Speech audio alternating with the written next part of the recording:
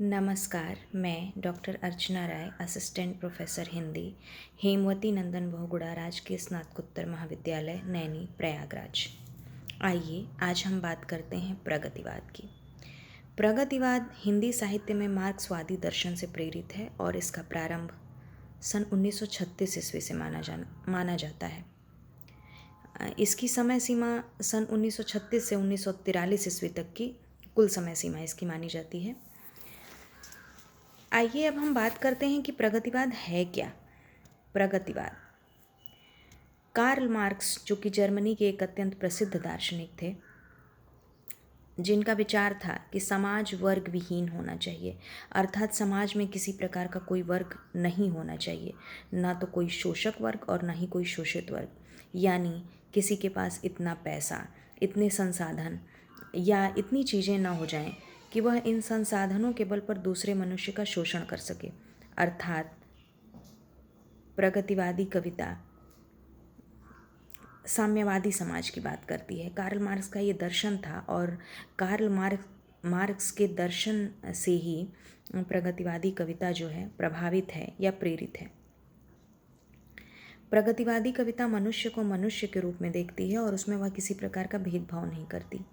आइए अब हम प्रगतिवादी कविता की कुछ सामान्य विशेषताओं की बातचीत करते हैं।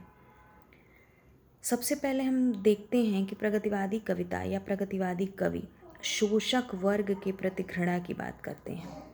शोषक वर्ग के प्रति घृणा व्यक्त करती है प्रगतिवादी कविता।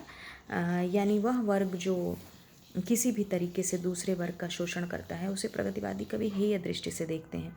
और इसी कड़ी में निराला का नाम आता है, जो कि कहते हैं, अबे सुन बे गुलाब, भूल मत जो पाई खुशबू रंगो आप, खून चूसा खाद का तूने अशिष्ट, डाल पे इतरा रहा कैपिटलिस्ट।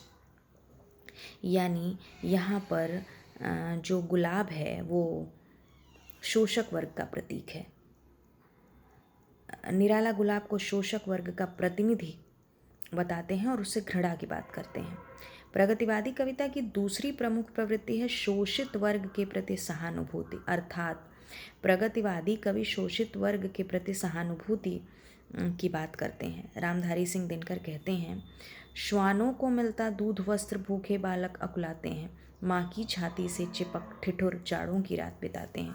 यानी यहाँ पर जो है प्रगतिवादी कवि शोषित वर्ग के प्रति सहानुभूति की बात करते हैं।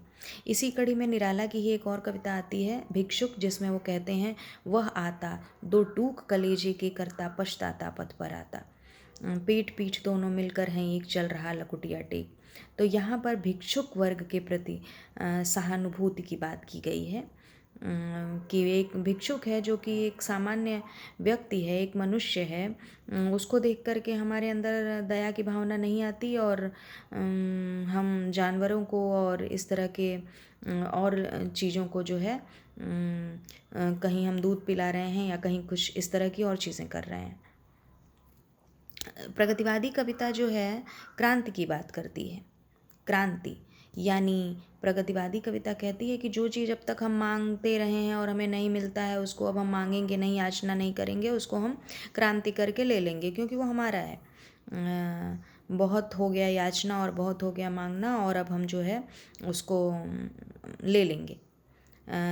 जैसे कि एक कविता है, बहुत प्रसिद्ध कविता, सिंहासन खाली करो की जनता आती है।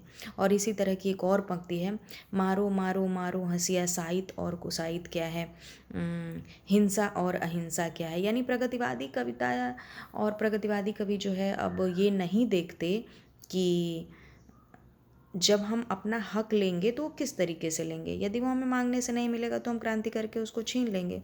यानी प्रगतिवादी कविता इस तरीके की बातचीत करती है।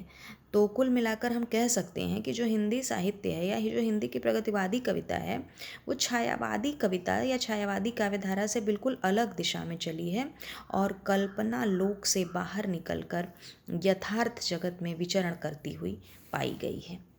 तो ये थी प्रगतिवाद या प्रगतिवादी कविता की कुछ सामान्य विशेषताएं। धन्यवाद।